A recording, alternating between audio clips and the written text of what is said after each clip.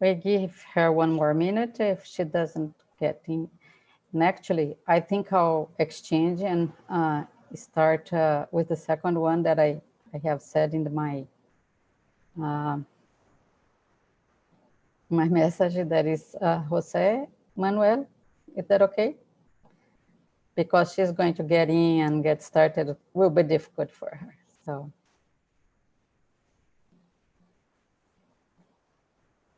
Jose Manuel goes first, and then Marta goes second if she comes in.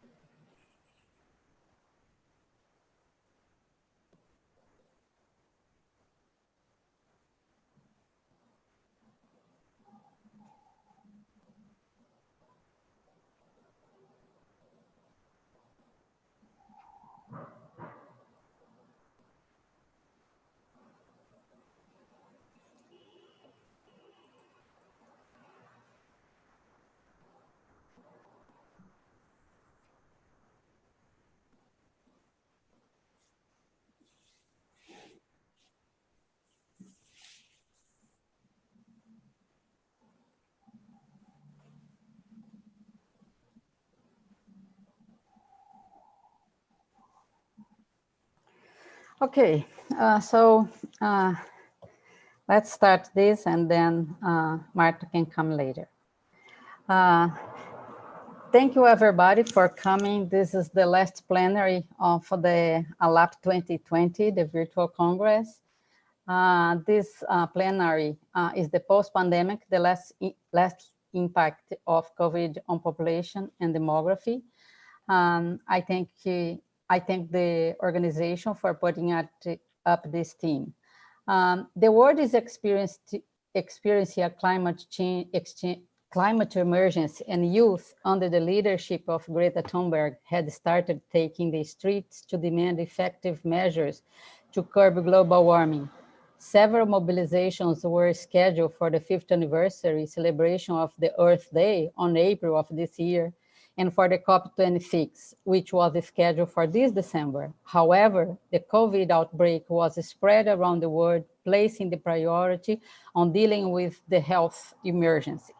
SARS-CoV-2 has infected more than 10 million people worldwide and has caused more than 1.2 million deaths. Only in these first 11 days of December, the daily average of infected people is over 600,000 cases and had exceeded 10,000 deaths every 24 hours. Vaccines may be a light at the end of the tunnel, but mass immunization of the world population will take some time, which makes it necessary to continue the preventive and social distance measures to prevent the further expansion of the pandemic. After 5 long days of excellent activities at this conference, we have been speaking and listening about these topics. In order to prepare for the future, we meet here in this last session to hear some experts' impression about the long-lasting effects of the pandemics on populations and on demography as a discipline in itself.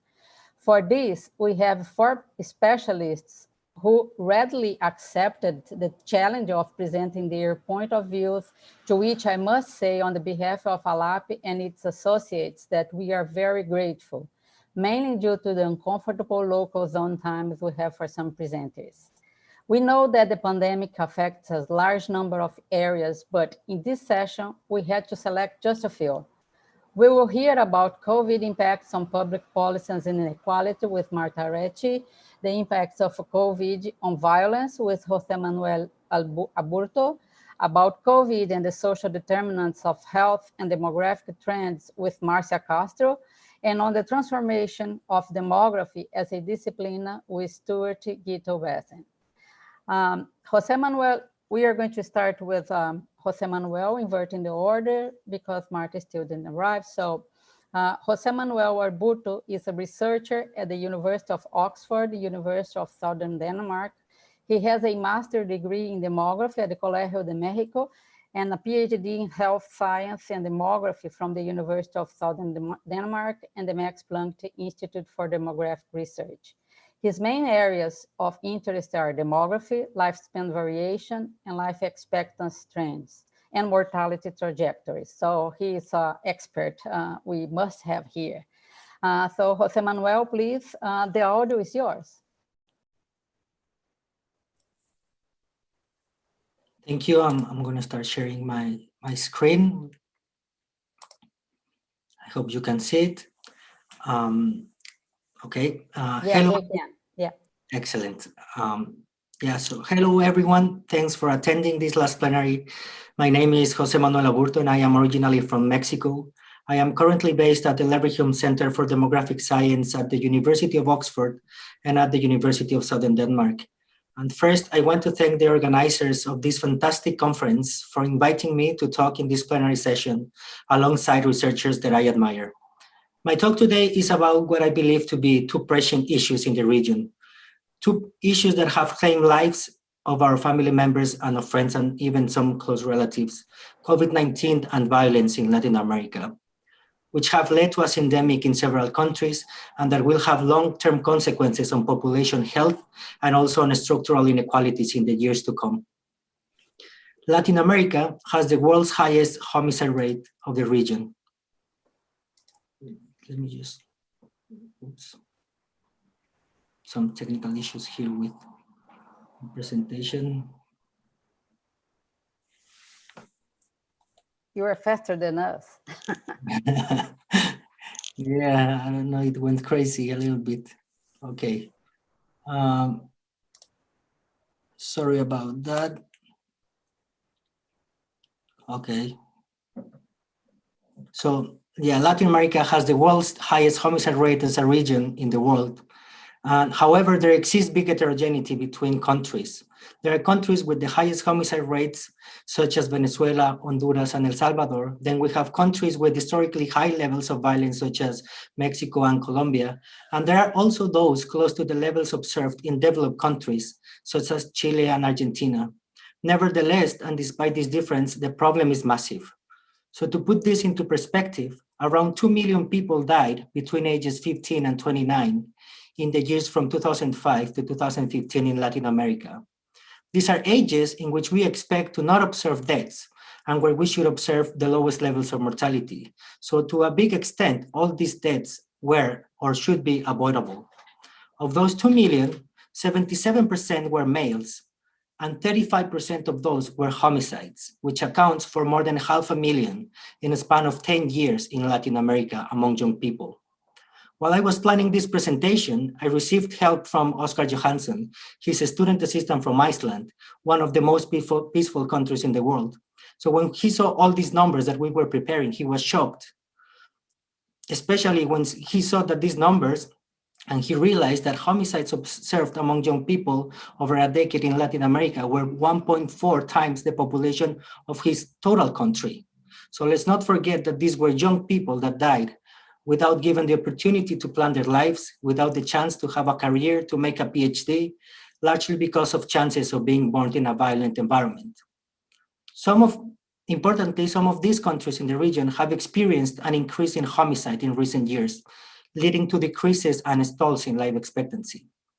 This graph here shows the age and cause of the decomposition of changes in male life expectancy for Venezuelan males from 1996 to 2013 in the left side, and for Mexico from 2005 to 2010. Positive values here indicate improvements in mortality, which are then translated into increases in life expectancy, while negative values indicate deterioration, leading ultimately to decreasing life expectancy. We can observe that there have been major improvements in child mortality in this country, and also from cardiovascular diseases in Venezuela up to 2013, which we didn't see in Mexico because of the high prevalence of diabetes mortality.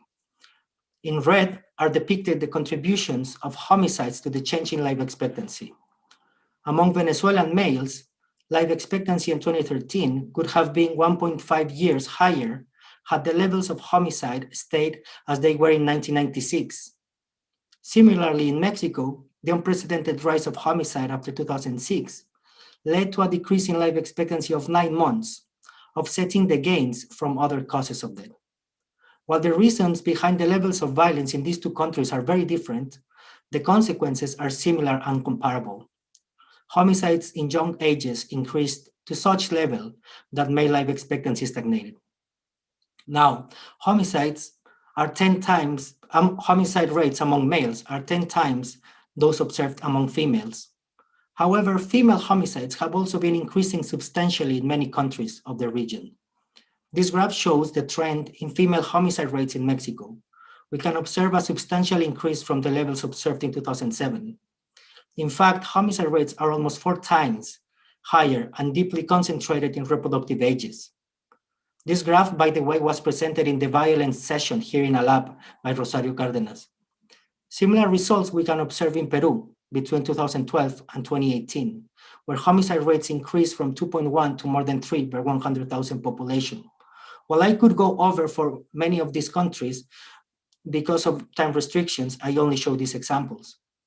Now, homicides are the ultimate form of violence, but they do not fully capture the burden of violence on population and also on population health. There are other types of violence, such as physical, sexual, psychological, and deprivation, which are highly prevalent, sadly, in Latin American households. It is estimated that over 27% of females between ages 15 and 49 have experienced physical violence at least once in their lifetime in Haiti and Honduras. This is almost 1 of every 3 women. While in Colombia and Dominican Republic, this proportion is 20%. Latin America as a region has the highest rates of gender-based violence in the world. And 6 countries, Brazil, Peru, Mexico, Argentina, El Salvador, and Bolivia, represent 81% of the cases according to the Wilson Center. Similarly, a study that we conducted 3 years ago, estimating the proportion of life expectancy lived with fear of becoming a victim of violence in Mexico, showed that this indicator was substantially high, but also increasing in the last year. This table, for example, shows that a female aged 20 had a remaining life expectancy of around 60 years in 2005. Of those 60 years, 30 were expected to live with fear of becoming victim of violence in her state, and 8.4 within her household. By 2014, fear life expectancy at the state level had increased to over 42 years out of 60. Let's keep in mind that this is some years into the war on drugs in Mexico, and they represent 71% of the remaining life expectancy. At the home level, fear life expectancy almost doubled from 8 to 15 years. These figures, as shocking as they are, and these numbers, as shocking as they are, set the stage to the onset of the pandemic in 2020.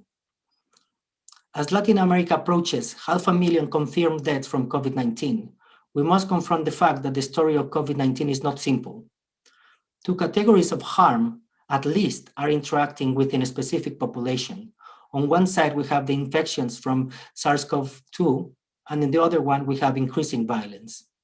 These 2 are clustering within social groups according to patterns of violence and inequality deeply embedded in our countries.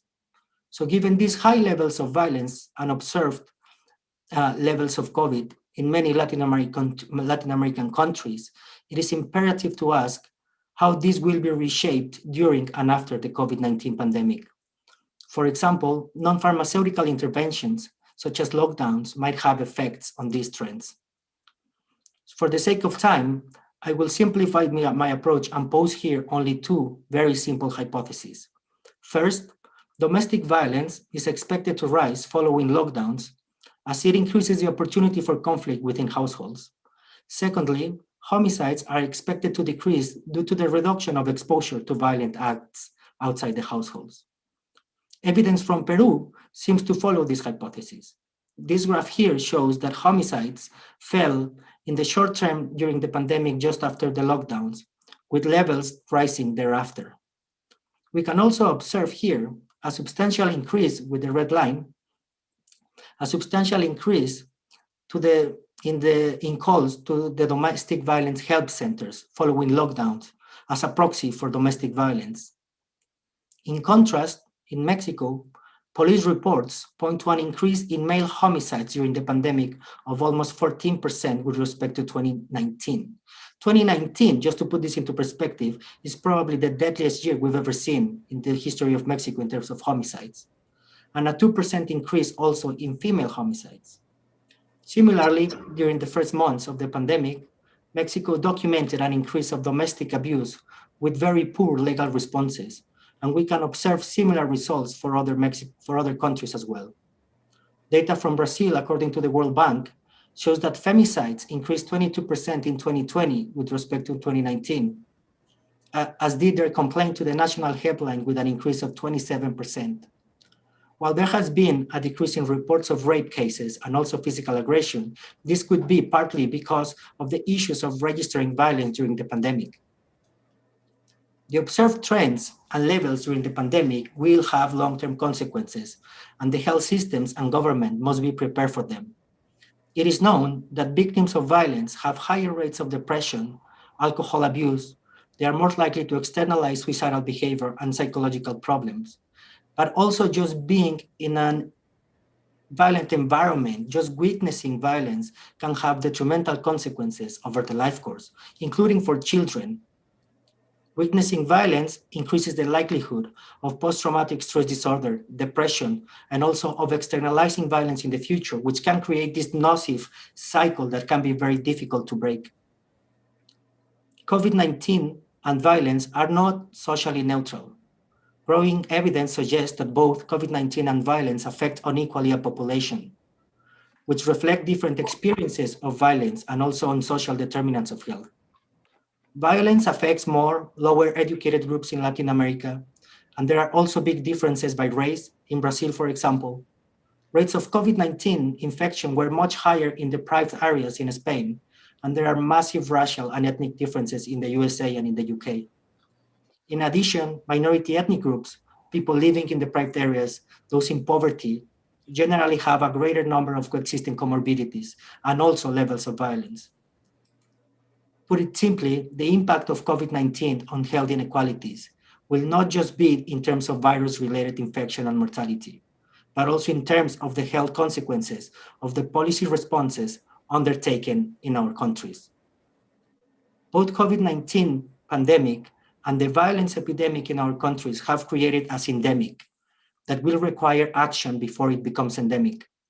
Addressing COVID-19 means addressing hypertension, obesity, diabetes, cardiovascular diseases, and violence.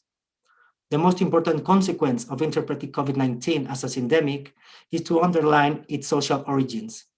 Its effect on population and on structural inequalities remains to be seen. But the economic crisis at site and the unequal impact of this endemic may exacerbate inequalities in the long term. Unless our governments devise effective policies and programs to reverse these profound disparities present in our countries, we will not be entirely COVID-19 secure, even with the vaccine at site. Approaching COVID-19 as endemic will invite a larger vision, including education, employment, and other social determinants. I believe that us, as demographers, are placed in a key position among social scientists to inform policies to mitigate its consequences, but also increase the awareness, not only nationally, but also internationally, as is well needed also. The COVID-19 pandemic has put demographers in the center stage to understand its causes and consequences, amongst other social scientists, epidemiologists, etc., and we must continue to do so. Para finalizar, estoy muy agradecido por haber sido invitado a esta plenaria, pero también por todas las sesiones anteriores que han sido muy motivantes y llenas de nuevo conocimiento demográfico. Ha sido realmente asombroso también ver cómo el comité organizador ha superado todos los desafíos para convertirlo en una conferencia exitosa virtualmente. Mis felicidades para todos ellos. Muchas gracias por su atención y deseo realmente que el próximo año les sea mejor que este. Gracias.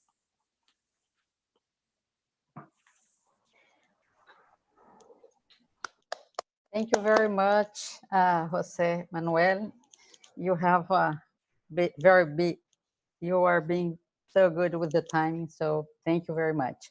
Martha arrived after a huge traffic she had to take, so she's still arriving. So I will ask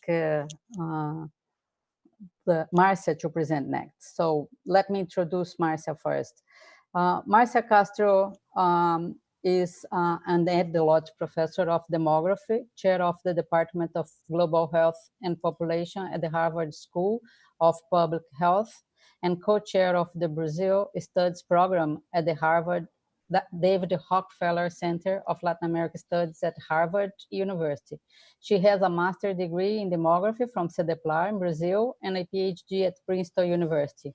Her main research focus is on the identification of social, biological, and environment risks with vector-borne diseases in the tropics. Marcia, please have the word.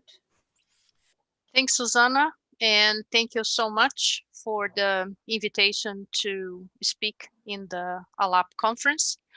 So I'm going to talk about the social determinants of health broadly, a little bit about the demographic trends and how those play together in understanding COVID-19 in Brazil. So in public health, we have a very nice framework to study, to measure and to study inequalities in health. And as you can see here, the social determinants of health, it's a phenomenal framework because it goes from the individual level, so individual characteristics, but also household, community, much larger spatial scales, but also environmental issues, political issues. It's pretty much all embedded in one framework.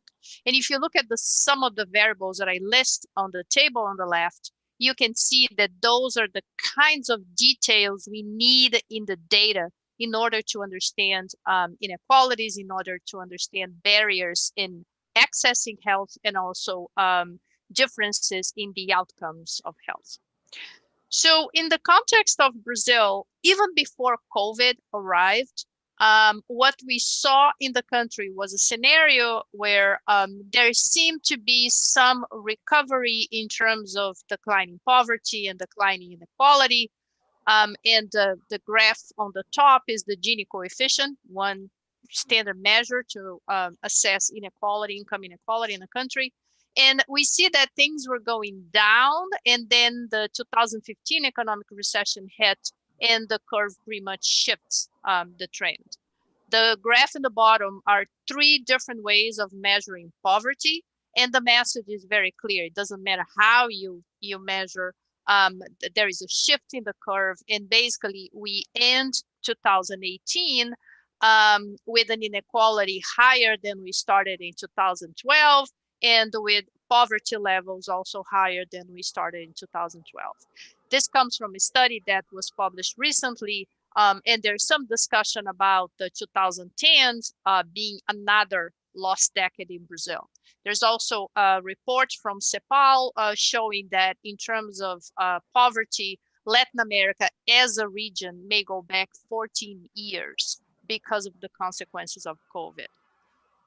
Another one that I want to highlight again before COVID is the huge disparity in life expectancy at birth, not just regionally, and each one of those lines in this graph is a state in Brazil, but also by racial categories. So all the yellow dots are the life expectancy at birth for whites, and the purple dots for blacks and mixed. So for Brazil, it's about 3 years, the gap, but we have states in the Amazon region that the gap is as high as 7 years. Another thing that is important to highlight is some inequalities that we still have in Brazil that have a direct consequence when we talk about COVID. So let me highlight one, which is related to housing, so access to water. It's about 84% of the population have access to water, but that can be as low as 57% in the entire Amazon region, and 91% where the big cities, Rio and São Paulo, are located. Some of this housing has very poor ventilation, very crowded. So the conditions to increase the exposure and the chances that the virus is going to spread are very high. The two maps in the bottom show access to the health system in terms of hospital beds. The map on the left shows hospital beds that belong only in the public system, and we can see that they are not equally distributed across the country, and it's not also equally distributed the people that depend on those beds. Broadly, 75% of the population depends on the public system. Most importantly, the map on the right, all the dark areas are municipalities that do not have ICU beds. So if we're talking about COVID and the severe cases will most likely demand an ICU bed with mechanic ventilation, those areas do not have all the resources in order to fulfill this demand. So what we see when we look at those, and this is just a sample of the inequalities, I don't want to spend too much time on this, but we see what Dr. Tony Fauci calls the double negative disparity. So we have a group of people that have a very, very small chance that they have the kinds of jobs that allow them to work from home. And therefore, they have to expose themselves to public transportation, very crowded, again, increase the chance that they can be infected. And on top of that, because of the determinants of health, the social determinants of health, they're much more likely to have the comorbidities that increase the chance that people are going to die from COVID. And the map on the right is just one part of the city of São Paulo. It's a study that was done basically overlaying the places where people come from in public transportation, the volume of people going public transportation, and where hospitalizations are happening. And we do see an overlap. Another thing that I want to highlight is that I don't like those terms, waves, peaks, plateaus. They're meaningless when you're talking about a country of continental size like Brazil. And this is probably the best way to see this. So the curves on the top are the standard epidemiological curves. Folks in Brazil, you see that every day on the evening news, but the heat map on the bottom, each line in this heat map is a state in Brazil. Each cell is an epidemiological week.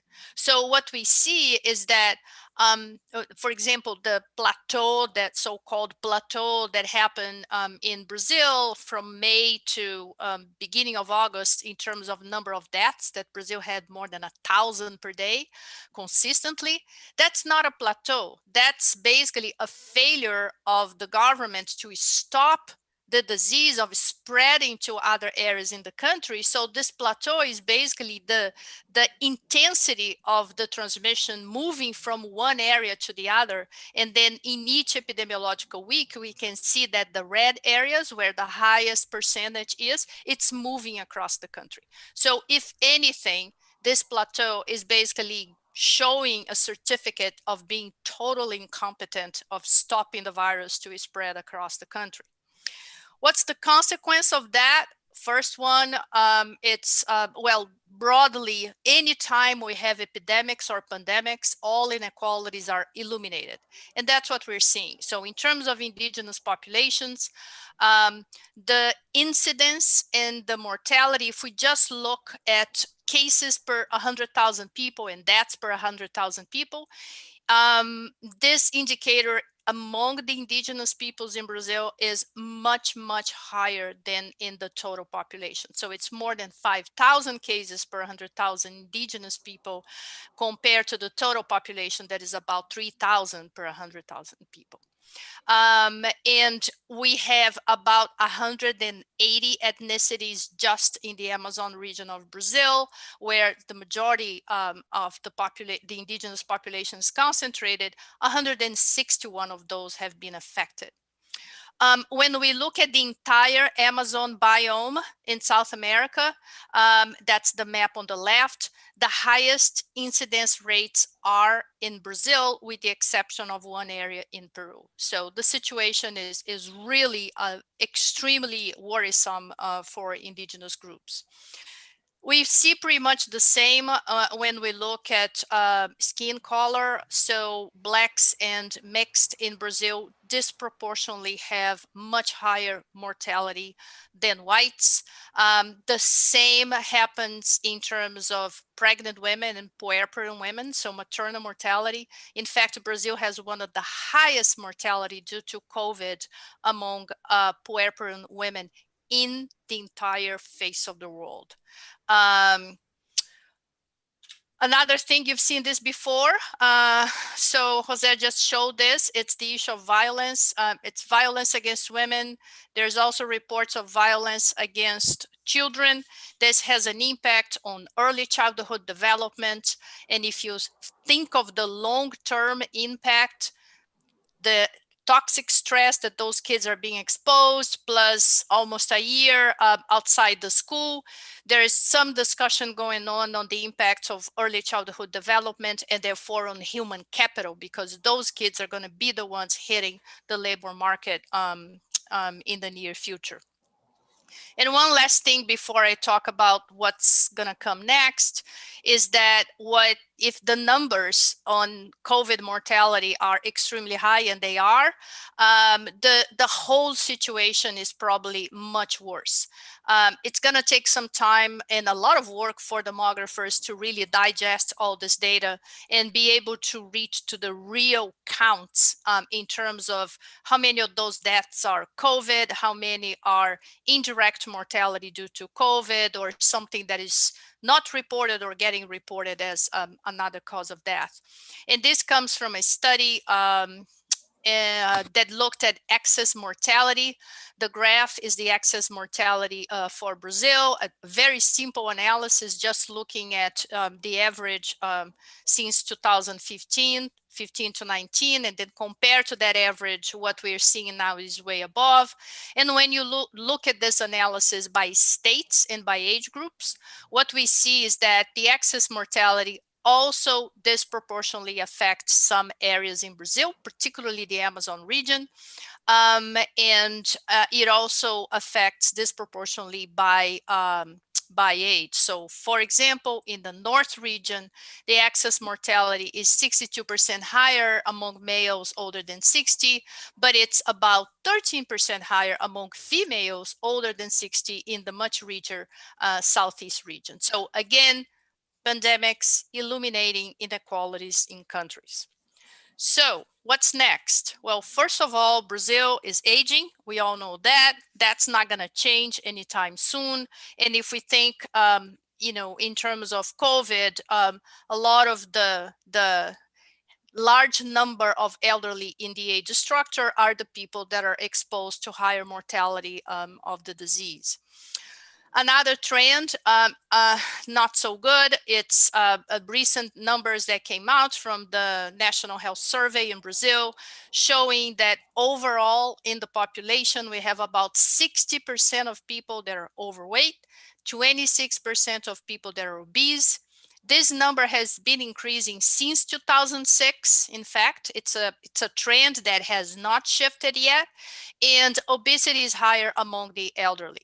So again, if you think in the terms of in the context of COVID, we have you have the layer of age groups on top of the layer of comorbidities, and again, that's exactly the intersection of people that are going to be under the higher risk of dying. In terms of this, particularly, we have another group of determinants that we call the commercial determinants of health. And it's basically channels through which corporations help to expand non-communicable diseases in the population. And here we are talking about the tobacco industry, the sugary drinks, and the processed food. Now, another thing that we are likely to see in the future is a much higher demand for healthcare, a much higher pressure on the health system. And here is something we don't fully understand yet, but are the long-term complications due to COVID.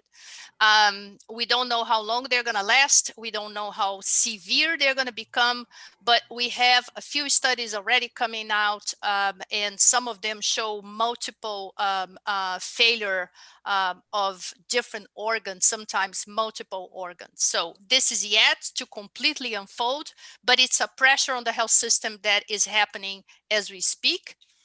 Mental health, it was mentioned before.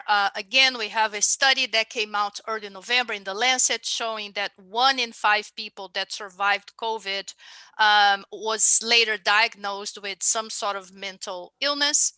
And all of this pressure on the health system, all of this demand for additional demand for healthcare is happening at a time when health professionals are completely stretched. They are working in their limit. They have been working nonstop since January for some countries. In Brazil, pretty much since February, late February. And the mental health conditions of those professionals is also not good at all. These are results from a survey done by the Getúlio Vargas Foundation, the third wave of the survey. About 79% of the health professionals feel like they have been negatively affected. Their mental health has been negatively affected.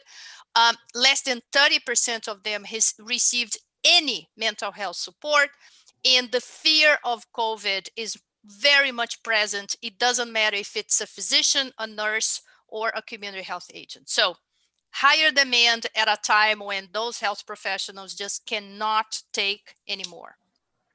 As Susanna mentioned, the vaccines are the light at the end of the tunnel, and that is true. And it kind of depends on which country you are, if this is going to be true or not. I mean, if you're following the news in Brazil, we are watching a circus to see who is going to get the vaccine and vaccinate who. We also have one challenge, which is if people are going to get vaccinated. There is a survey done late August in Brazil saying that 1 in 4 people would not get vaccinated. And there is a recent study from the Lancet showing that Brazil got worse in all indicators in terms of the population thinking vaccines are safe, important, and effective. One additional thing before I finish is that all of this is unfolding in a moment when the Brazilian society is polarized, and when the misinformation is spreading really fast. In fact, misinformation is disseminated by the leaders of the country. So the consequence of this is that a very simple public health measure like using a mask becomes a political statement. So as Jose just mentioned before, I too think that we're going to have a scenario of further inequalities, that although Brazil was already highly unequal, we're just going to see an expansion of those inequalities.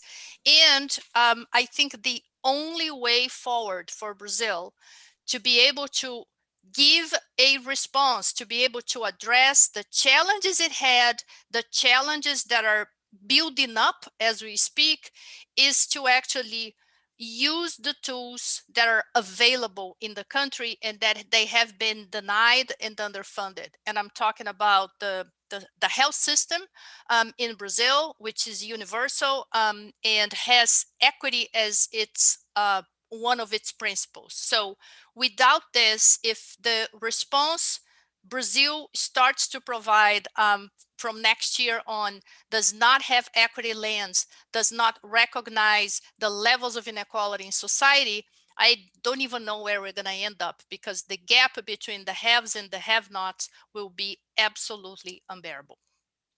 Thank you very much. Thank you, Marcia. It's great to see all of you touching all these topics and the challenges we have ahead. Without further ado, I'll give the floor to Marta Aretti, Marta Arete, in Portuguese, her name.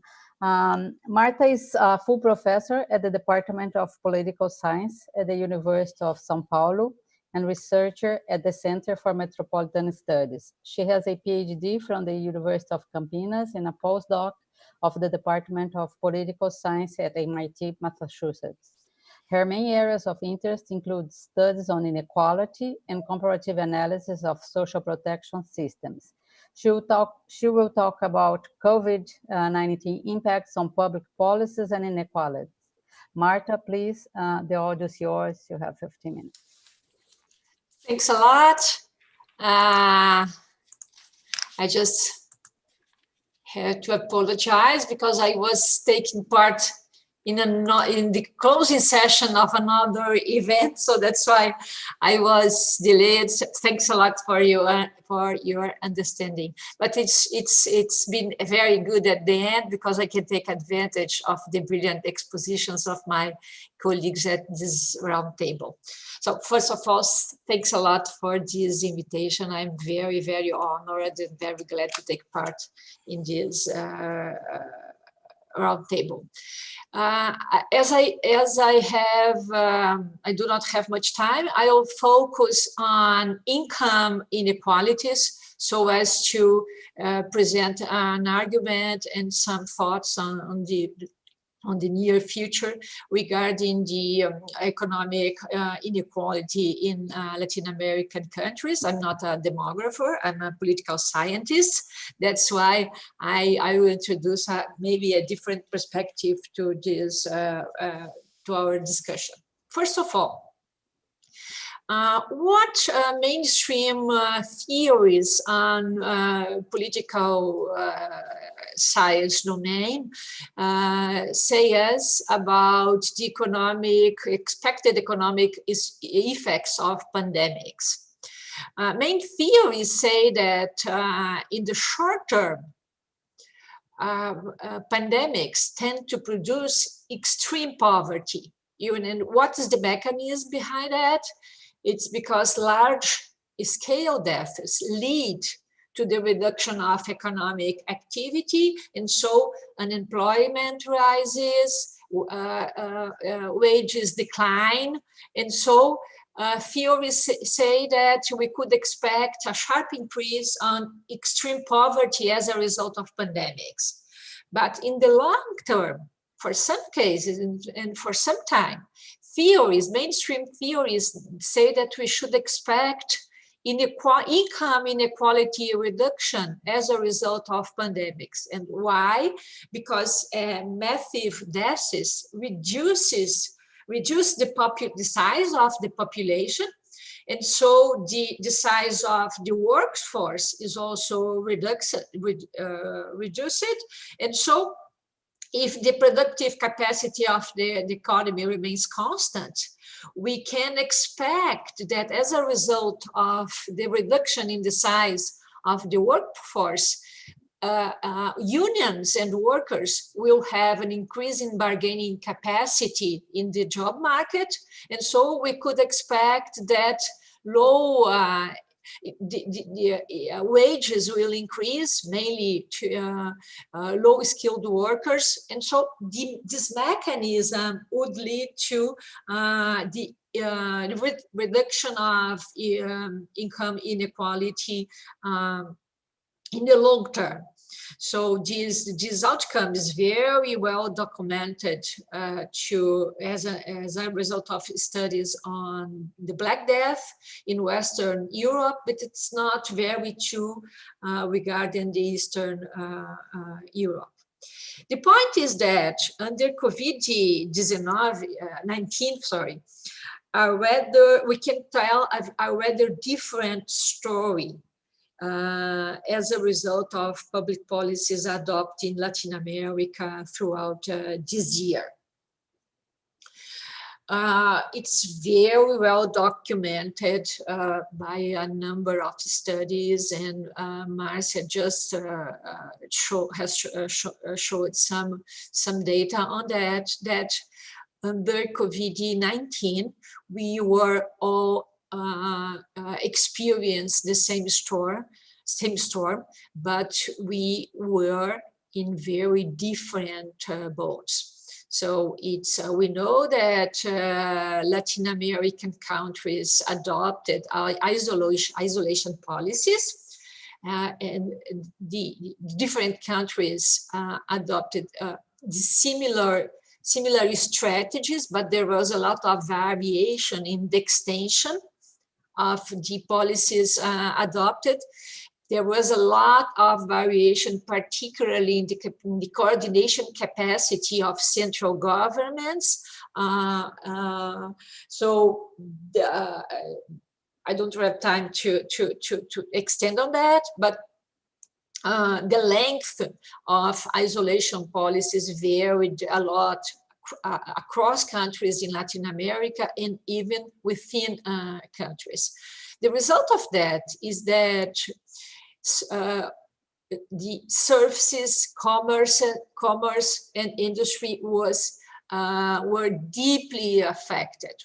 And we noticed that previous inequalities, so the position of individuals in society, affected that their possibility to comply to isolation policies. The point here is that there is a lot of a big debate nowadays in the social science domain regarding the disposition of individuals to comply to isolation policies. But the point I'd like to raise here is that the possibility of choosing whether to isolate or not, whether to comply or not to isolation policies were very different according to the conditions of individuals in the job market, in housing conditions, in the position within the family, and so on. So although Latin American countries adopted similar policies in the sense that the type of policies adopted, the capacity of individuals to choose whether to comply or not to these policies were very, very unequal according to their position in the job market, according to their economic conditions, according to their housing conditions, to the CO collection covered in the regions they lived, and the water supply. I want to extend on this point because Marcia has already documented that. But the point here is that the argument I'd like to raise you is that income policies that different governments adopted in Latin America provided individuals the capacity to choose or not to comply to isolation. And I would like to show you some data on the policies different governments in Latin America adopted so as to make it easier to individuals to comply or not to isolation policies. Here, this study is very, very interesting. We have different countries in Latin America in terms of their political systems, in terms of their size, in terms of their the size of the GDP. And this graph clearly shows that right after the first death were documented, different governments adopted different income policies to make it possible for people to comply to isolation policies. So all these countries adopted measures to make liquid, to put money on enterprises and on families' hands. all countries except Ecuador, I will just come back to Ecuador in a minute, adopted national interest rate reduction policies. All countries adopted income support policies. All countries adopted labor protection policies. All countries except Ecuador again adopt tax relief policies, adopted policies to support the most vulnerable, and adopted all these countries except for Ecuador again adopt policy for support informal workers and a few countries except Brazil and Peru adopt policies for to distribute food baskets. What does it mean? It means that there was an effort, an unprecedented effort in Latin America to adopt a similar pact of policies, of formal policies.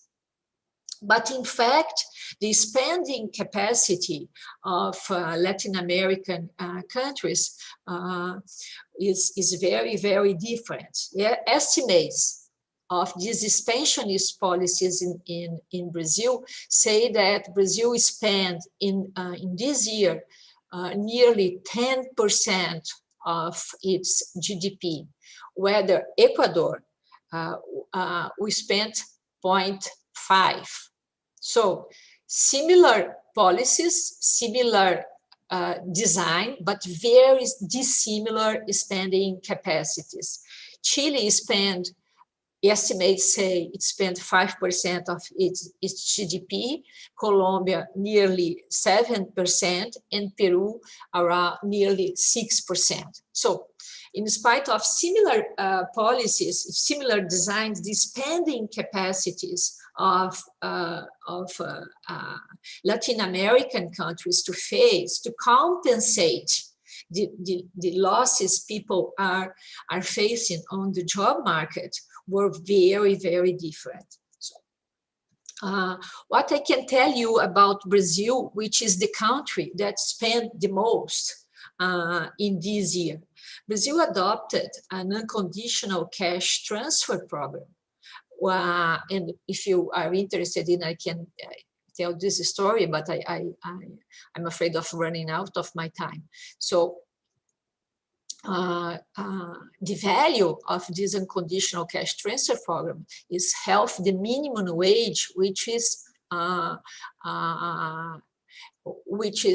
not too much, but it's not too few for Brazilian standards. So in terms of the amount spent, this is the largest cash transfer problem in Brazilian history because it reached around 66 million beneficiaries. So as a result, we have a sharp decline of income poverty in Brazil. As Marcia just said, Brazil was already in a very, very difficult situation. We were in the middle of a recession when COVID-19 reached Brazil. We had increasing rates of unemployment, and this program made an impressive decline of income poverty in Brazil. The point I'd like to stress here is that as a result of this policy, one of the expected outcomes of pandemics in Brazil and in other Latin American countries was not obtained, provided that Brazil and other countries are able to maintain these policies. And this is the big challenge all these countries are facing now, because programs this size of giving people this amount of money and reaching this massive number of beneficiaries is not sustainable unless we enter into the country increases current levels of indebtedness. And there has also been a moderate decline of income inequalities. We have had, as a result of these programs, the lowest rates of poverty in decades and the lowest rates of income inequality in decades. So these policies that in many Latin American countries adopted were able to reduce poverty, provided that countries are able to maintain these programs. And so poverty didn't increase because of these programs were adopted, since that they were massive and they provided a large amount of payments. And we not expect to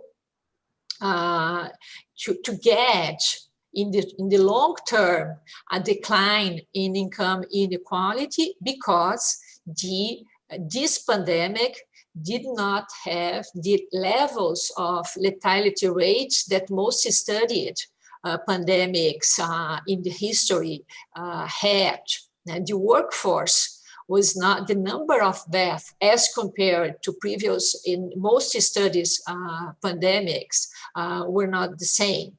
So there are not reasons to expect income inequality to decline in the future, because we do not have the amount, the number of deaths most studied pandemics have. So the future, the income, extreme poverty will be avoided in the future if countries. Closing? Okay, if you are able to maintain this policy, which is a big issue. So just to close, the future depends on when and how we will leave COVID. We don't know yet when COVID is going to finish. It highly depends on the vaccination and on the distribution of the vaccines, which is a big issue, and we highly depends on how the decline we have had will behave in the future. So if economy doesn't recover, we probably will live with high levels of poverty and inequality in the near future. Thanks a lot. Thank you, Marta. I'm sorry to cut, but we are short in time here. It's okay. Thank you very much. Excellent presentation. With the further ado, the last but not the least presenter is coming from Hong Kong. So thank you very much for the weird time you're having there. Stuart Gito-Beston is from the Hong Kong University of Science and Technology. We all know him from his first well-known book, Why Demography Matters, co-written with Danny Dorling. His areas of interest and expertise are demography, age, and population policies, with a regional focus on Asia. And we want him to talk to us about the future of demography after this pandemic. So, Stuart, the microphone is yours. Thank you. Thank you so much, Susanna. The sun has just come up in Hong Kong. This is the view outside. That's why I switched the camera beautiful. off. Take a picture out of my window so you can see this. Unfortunately, this is because our air is very poor. So we have this beautiful sunrise, but the air quality is very bad. But anyway, that's how we are. So anyway, a very good morning to everybody.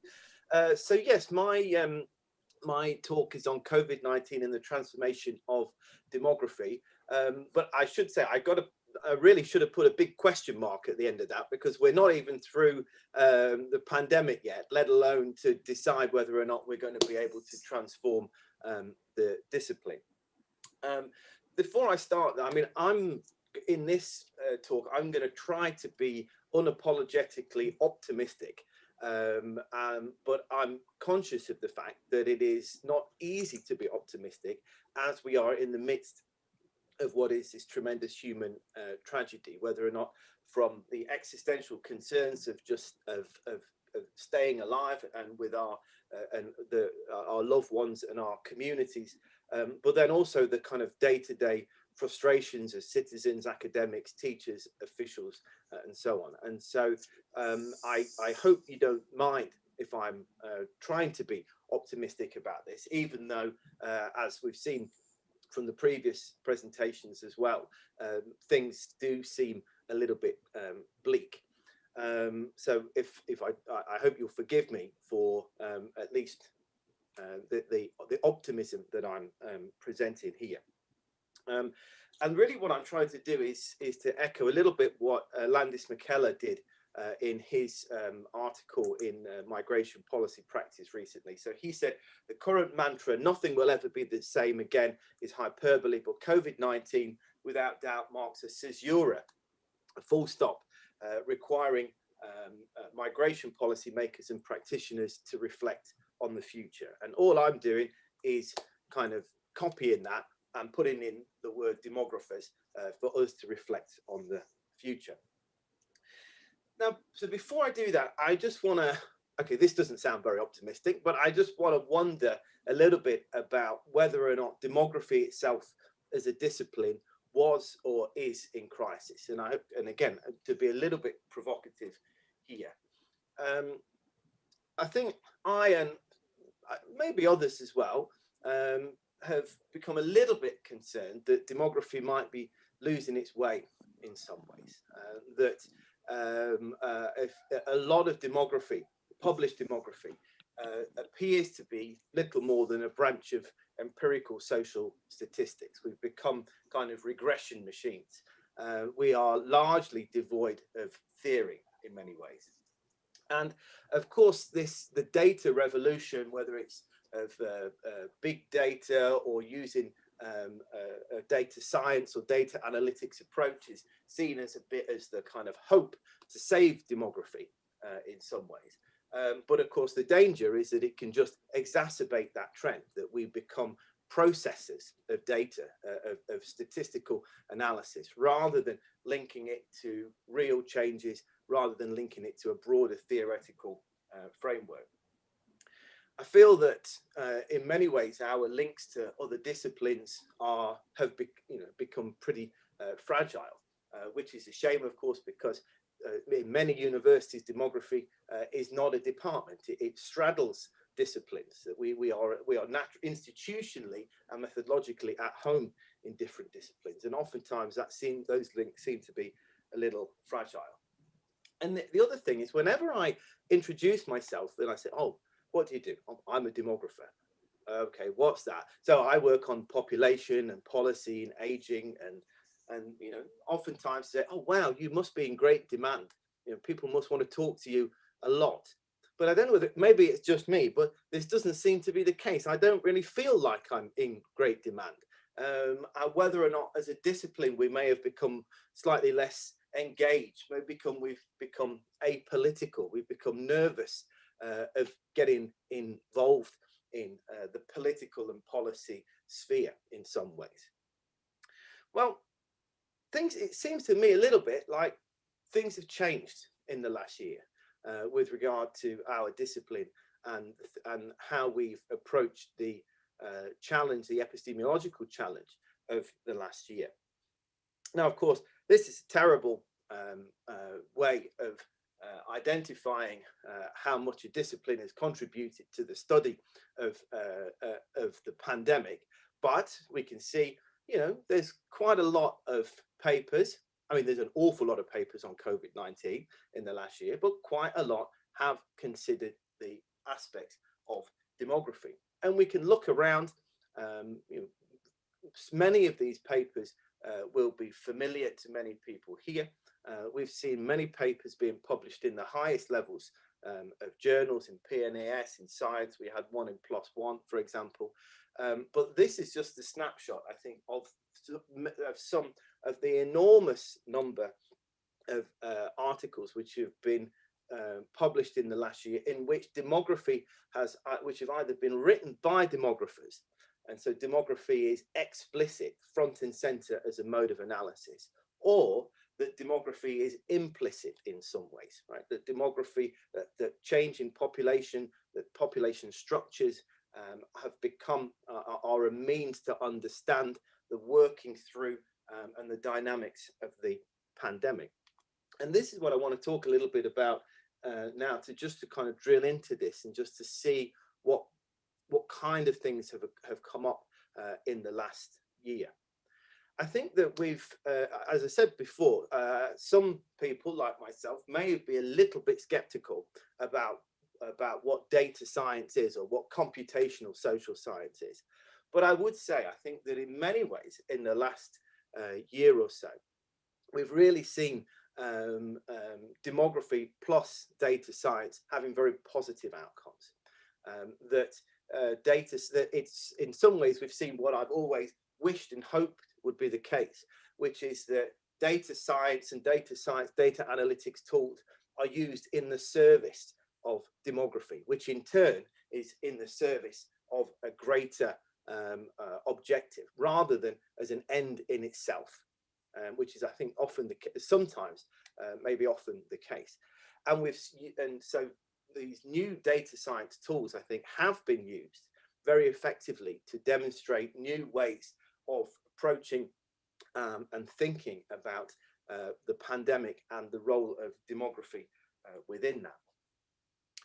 And one particular paper I want to draw attention to is by Arne Orsa and his colleagues at mainly at Bocconi, actually, but also elsewhere in Italy, which is on which was published in Science earlier this year on the COVID-19 pandemic and human fertility. And I would strongly recommend you can take a look at this, because basically what the paper is doing, and actually in many ways it takes a similar approach to some of the presentations that we've heard so far, is it's thinking really big, yeah, about looking at these mega trends around the world and understanding how COVID-19 may shape those trends. So the overarching argument is that in higher income countries, COVID-19 and the impact on the economy may make fertility go down.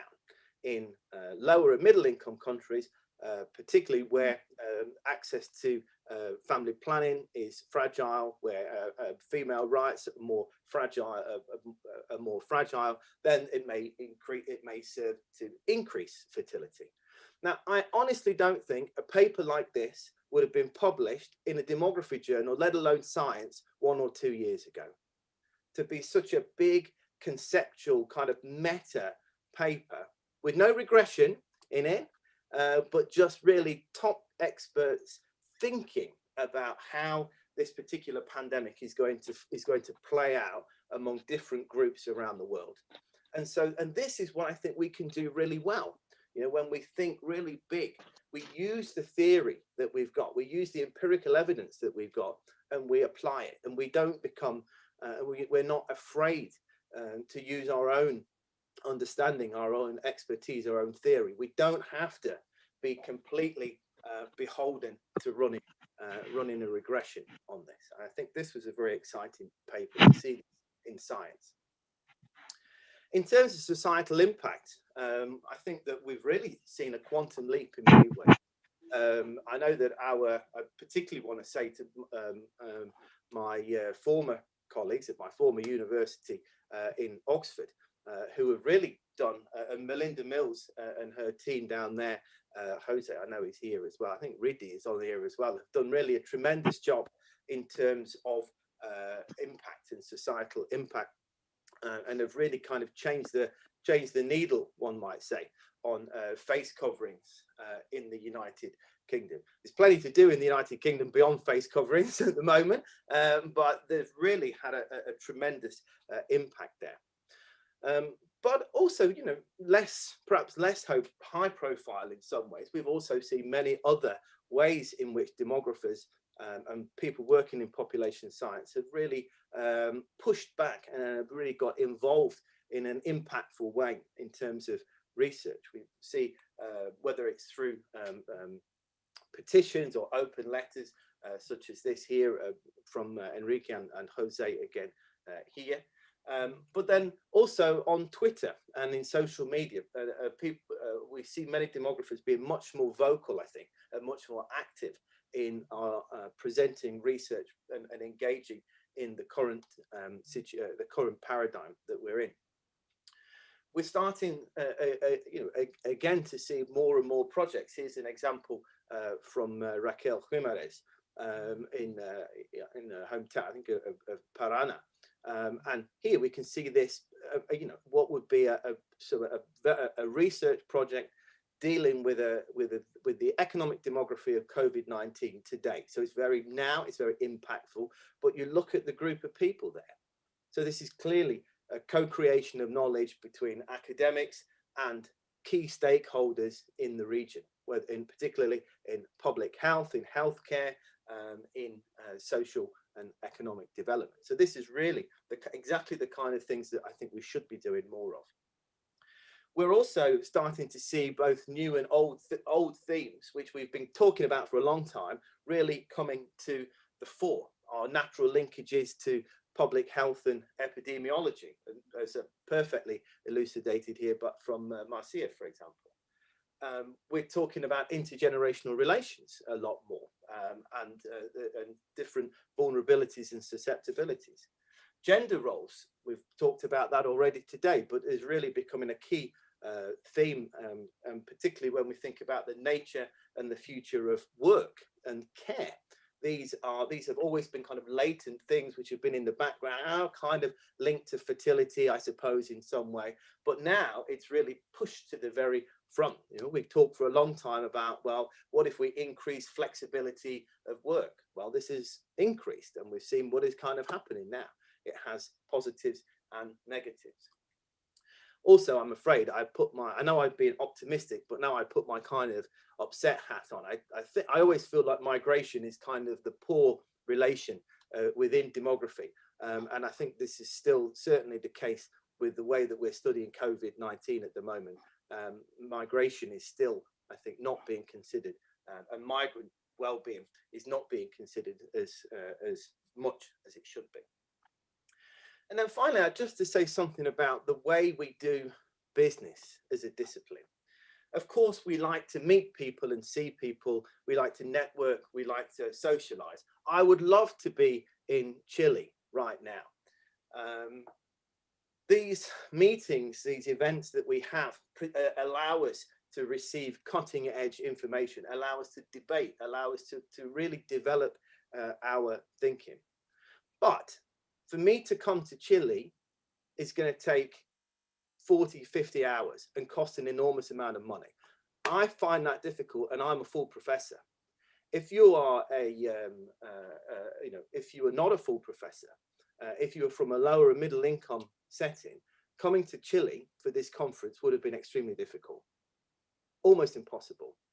However, this facility that we're doing now of virtual meetings, of virtual conferencing, has really could potentially dismantle some barriers to access. And when you think about the diffuse nature of demographers, that we are very small units dotted all around the world, these virtual approaches could really, really help and could really transform this. And that goes beyond meetings for training and education too. So, Susanna, don't worry, I'm in my last minute now, okay? So just to kind of wrap all this up, what could we be, as a discipline? And what have we glimpsed in the last year? We can be innovative, we can be brave, and we can be interdisciplinary. We have seen that happen in the last year. We've seen it happen, I think, a lot more in the last year. We can be proactive, we can be responsive, and we can be nimble, right? We can be looking at new things, responding to them, being right at the very top of the policy agenda. That will make us relevant, it will make us impactful, and it will make us engaged. And also, I think if we can harness the best of this new paradigm that we're in, this new virtual online learning paradigm that we're in, we could actually make our discipline more inclusive, more fair, and more global. And in doing so, that can help us to ameliorate some of the potential challenges ahead. We have a crisis, I think, in demography. We struggle with recruitment. We struggle with identifying ourselves as a science. This can help us with that. We will have an impending crisis in placement around the world for our PhD graduates to find good jobs. We know the number of jobs is declining around the world. We've got to make our discipline stronger, more relevant, more attractive. As Marta and Marcia have alluded to, we need to build demographic literacy around the world to counter the misinformation which is produced. We need to be front and center in that. And of course, finally, we need to build this as a discipline so we can move on from this pandemic as soon as possible. So that's it. Thank you so much for this opportunity, for everybody joining us and joining me today. Congratulations to ALAP, to everybody organized this, and I wish you the very best for the rest of 2020 and into 2021. Thank you very much. Thank you, Stuart, and everybody to have kept up with the time. We have one question here. It's a long question, and Cássio Turra is asking to Marcia. So if we have just that one, so I would like to address in 2 minutes or 3, doing some questions, of course, relating to the fields I'm more close to. And so I would like, and then I ask Marcia to answer Cassio's question from the chat. First, for Jose, I would ask you about, you saying about the increase of public violence here in Brazil. Last month, we have seen like Hollywood robberies in banks and a lot of old and new ways of increasing public violence. So I would ask you, and also some news about domestic violence. So I would ask you, what do you think for the future? Is this going to be something that's going to increase, or is just a peak because of the pandemic, because of the time we are in? Like the traffic violence is because the distancing measures put them in a difficult situation, so they found some way to get money? Or do you think this comes to stay, and public policy is not going to be able to control public violence, and mainly domestic violence that we need was very big before that? And I would point that question to Marta, asking, because she didn't talk much about job market, but I'm very worried and ask you, what do you think? Are you an optimist or pessimist about these new opportunities the pandemic brought very fast with this new hybrid work, virtual work or part-time work? Would that increase the burden on women on house chores, or so would that delay the gender revolution, taking women outside home? So if you can comment on that, I would appreciate. To Marcia, this last 8 months, I think I'm struggling with the health surveillance system in every country, and mainly in Brazil. So my question to you, do you think in the future we're going to need another pandemic, or we are going to prepare for a new pandemic, since you were working in this area, with a good surveillance system and civil registration, death system, and interlinkage? Or this pandemic is going to go away and we go to business as usual in data collection in this area. And for Stuart, I think you are more pessimist than you want to admit. But yes, I would ask you if all this buzz about demographers in these days, isn't that because people are just confusing us with epidemiologists sometimes, and sometimes because they need the denominator, because they think demographers estimate population only. As a demographer in Latin America, we know that Latin Americans like a lot theory, talking a lot about all the relationship of the variables and not just modeling them. So what do you think?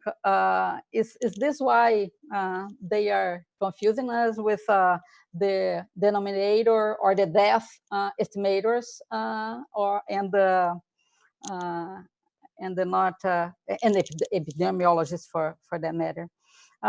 So I think I'll stay here. If there is, I see some videos coming on, so maybe someone, I could take one more question from the audience, if you want to, one or two, and then pass to the presenters to comment on these questions. And if there is anything else on the chat, you can comment.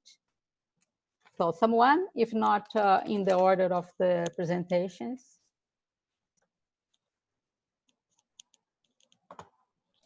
Okay, everybody's shy. So, okay, Jose Arturo, please, if you can comment on my question or any other from the other presenters. Go ahead. Yes, thank you for the question. So in terms of what's going to happen in Brazil, specifically about criminal violence or homicides, I'm just going to speculate a little bit. So even in the beginning of the pandemic, a group of demographers, Latin American demographers, and this was shown also by Stuart, we raised this question that it was going to be very difficult given the levels of informality in our countries, and that this might exacerbate not only violence levels, but also potentially health issues. So putting that on one plate, and in the other plate, some research that we've been doing together with Bernardo Queiroz and Julia Calasanz from Brazil on homicides. There's a clear link between homicides and also lower levels of socioeconomic status and also racial inequalities in Brazil. So putting those two together, I would say that at least in the short to the medium term, we might see an increase in criminal violence simply because the pressure that this COVID-19 has put on people's economies will be very difficult to cope with, which relates directly with Marcia's presentation on social determinants of health that are embedded into this explanation. This will also, I think, create, at least, like I said, in the short term, this nocive cycle of violence, which goes then into the households, which then will be translated also into more violence against women and against children, which also, as it has been shown in this presentation, will have even more long-term consequences, even with the generations that are coming into the future. So that would be in terms of criminal violence, I think, and also domestic violence, specifically about Brazil. The typologies of violence in Latin America are very different, but for the case of Brazil, that would be my pessimistic view. Okay, thank you.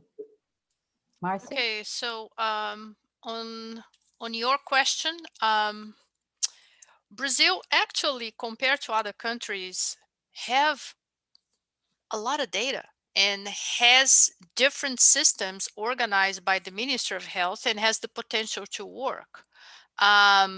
So are we going to do a better job when the next one comes? It depends on the willingness of the people that are leading the ministry now to do the right thing. One of the big mistakes that created all the confusion around data during COVID was to create a system in REDCap to enter all the data, and then it reached capacity. And that's why we got the mess that we got, because of it was a horrible decision. Now, this didn't happen, for example, when we had Zika coming into Brazil, because it entered immediately in a system that we already had ready. What I would say is, if we really want to move to the right direction, what we need is to have the kind of surveillance that we call syndromic surveillance. So we try to pick up anything different that is coming in the country. So we're not monitoring the flu, we're not monitoring a flu-like disease, we are monitoring anything that stands out as different. That would be the best surveillance system we could possibly have that combines data and genetics. If we're going to be there, I'm not sure if we're going to be there with this government, but that would be the ideal. And there are groups in Fiocruz and in other places thinking about ways of doing that. On Cassio's question, so let me make one clarification and then answer the question. The clarification is that I'm not that pessimistic, Cassio. I mean, if you work in public health, you got to be an optimist. Otherwise, you have to change jobs. I am angry with the Brazilian government. That's different. So I'm still optimistic that we can do the right thing. And the reason I am is because there are local initiatives that, you know, basically step in on when the state was not doing anything and gave a great response. We have the Committee on Municipal Health Secretaries. They are doing a better job than the ministry itself. So I'm optimistic in this way. I'm angry. Yes, I am angry with the government, but I'm not pessimistic. In terms of the future, Cassio, the thing is, even before COVID, that's something we were already thinking in public health, which is the population is aging, the burden of NCDs is increasing, the levels of obesity and overweight are not changing, and that's going to come with cardiovascular, high blood pressure, diabetes. That's a ticking bomb. And we don't really have actions that are strong enough to change this trend. It's literally has been increasing since 2006. So my concern is, who is going to pay this bill? It's an aging population with all those risk factors. They are going to demand healthcare. And if you don't have something, if you don't change this trend, the public system won't pay and the private system won't pay. And then when we bring the layers of inequality, then you're going to have a really, really a big problem in terms of health because of that. Now, I agree it's uncertain, but unless we change the prevalence of risk factors that we know are very high and continue to increase, the future is a little bit dark on that sense.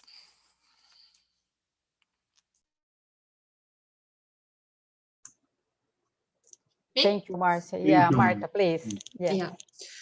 So there emerged, my vision is that there emerged a big divide in the job market as a result of the isolation policies.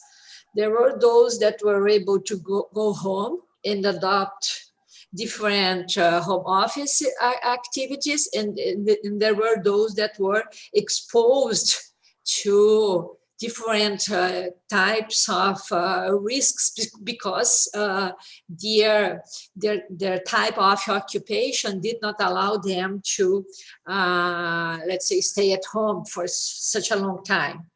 But those that went home, in the domestic sphere, there emerged a new divide, which is related to the domestic chores. And some evidence, very scattered, we don't have yet good studies, at least studies that I know, that women supported,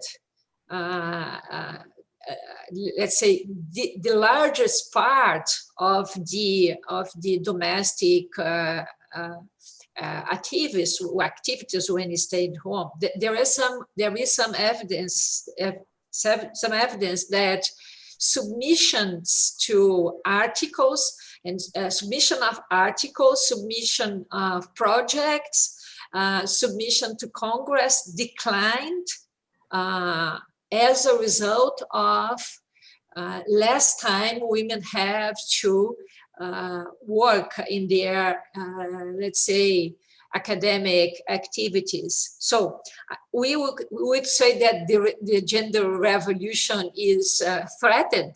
We don't know, but there is some evidence that those that were able to stay at home, women had to support, in general, a large part of the domestic activity. Not to mention women that were at risk because they were exposed. They were not able to stay at home, to work, to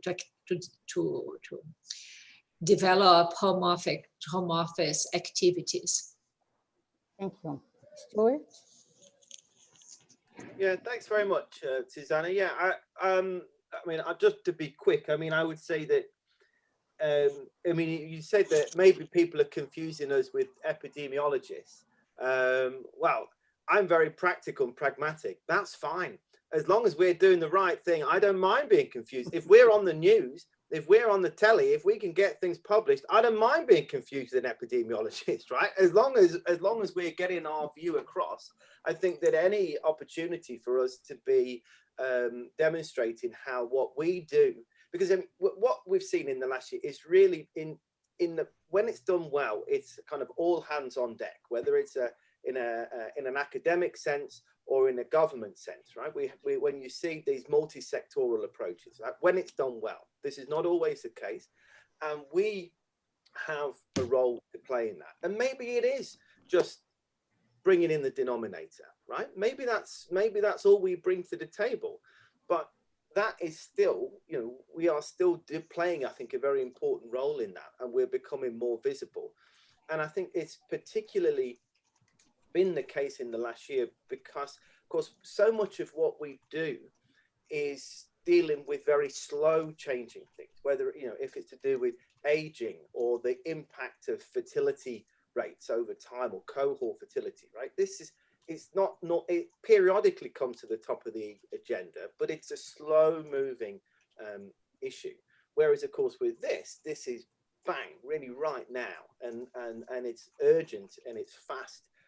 We have been very, I think many people have been very responsive to that. So I think that, again, you know, we've you know, yes, we may have been accidentally picked up and swept along in some of this, but I do think that if we only think that does slightly deny the tremendous work that many people in demography around the world have done to play our very small role in understanding and fighting the pandemic situation that we're in.